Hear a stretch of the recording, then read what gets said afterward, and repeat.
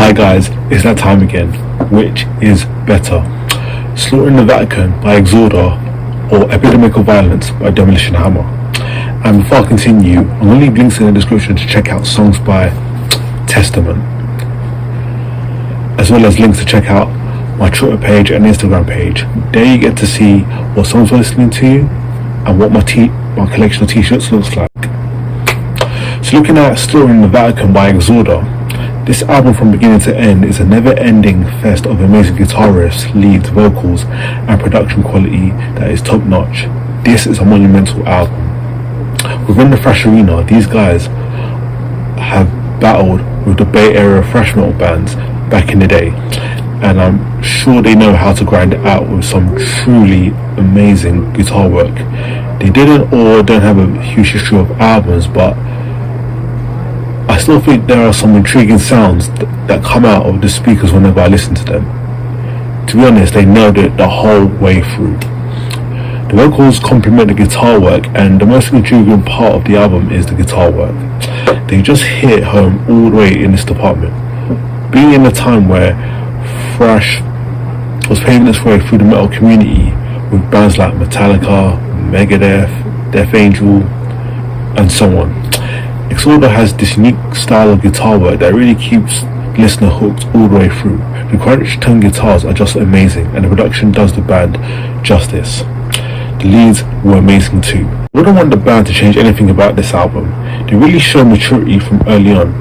The music is just simply instrumentally amazing, and the fact that I didn't discover this band up until now is kind of embarrassing. These guys are just simply amazing musicians. This album is going to remain one of the best releases of the early 90s. It just sounds sick as hell.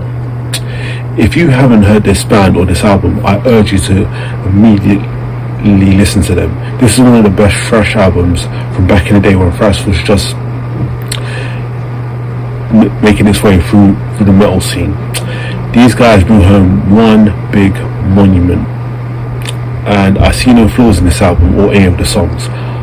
I'm genuinely urging listeners to give this band and this album a moment of your time. I'm sure they'll be flattered that you took the time to check them out. But nonetheless, long live EXHORDER. Switching gears, we're going to look at Epidemic of Violence by Demolition Hammer. Now this is a truly great thrash metal album from the 90s, and Demolition Hammer ended up fusing this trendy new sound but pushed it to its absolute extreme. They created this album, and it's an album that, in my opinion, is the perfect capstone of the thrash metal era as one of the greatest thrash metal records of all time. Skeletons on the cover serve as a warning to the listener, telling them, urging them to look away, lest they be turned into bones by the hammer of demolition, which is really something that this album wastes no time getting to. Every song on here is crafted with sheer brutality and anger in mind, and this is apparent as soon as the album starts. We get no warning, no ambient intro, no fading, nothing. All we get is an angry man shouting his brains out and a fast pummeling violent riff. I find that the album title fits the music extremely well. Violence is the word that comes to mind when listening to this album. Not only are the lyrics about death, torture, war and all that stuff, but I cannot stress this enough.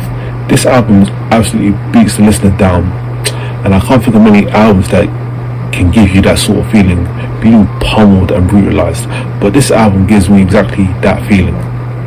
While it's not a death metal album, it feels so much more intense than your average thrash metal album, and I'd say even the heaviest death metal album will be given a run for its money compared to this. As I touched on previously, Epidemic of Violence is purely a thrash metal album. However, it does show some more groovy parts. While a lot of thrash albums focus on relentless speed, Demolition Hammer slow it down a little, and the faster parts aren't as fast as, say, a Dark Angel or Creator. They also pick from the groove metal side of things and on numerous occasions, and look no further than the very first breakdown of the opener. While the start of the song is fast and relentless, it quickly transitions into a slower, groovier part. The drumming is absolutely brutal and battering, and not only does it sound fantastic during the faster parts, but it's truly special during the slower parts. The drummer uses the earth-shattering kick drums a whole lot, and the snare shines as well. This snare is one of the toughest ones I've ever heard, and it sounds like a gunshot. It's absolutely amazing. Overall, Epidemic of Violence is just a violent, pummeling experience, and one that will leave you feeling battered and bruised. It's a fusion of sounds from thrash to groove to even death metal, and it's very well executed. Let me know in the comments down below what you thought was the better album. Other than that, thanks for watching, and I'll see you next time.